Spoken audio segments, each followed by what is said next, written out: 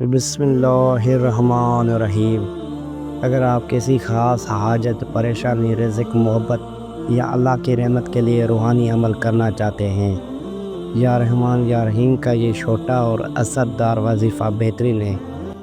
کر دوں کہ اگر کسی کا کوئی مسئلہ کسی بھی قسم کا حل نہ ہو رہا ہو نا، تو نبی فرماتے ہیں کہ تسبیح پڑھا کرو۔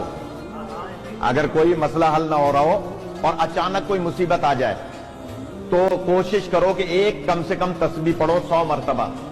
کیا؟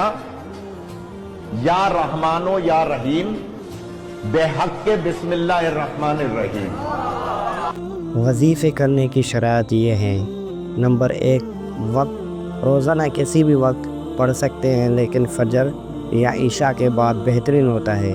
نمبر 2، پاکیزگی، وضو میں رہیں اور پاک جگہ پر بیٹھ کر وظیفہ کریں۔ نمبر 3، نیت، دل میں اپنی حاجت کا سوچ لیں، جیسے کہ رزق، بیماری، پریشانی، دل کا سکون وغیرہ۔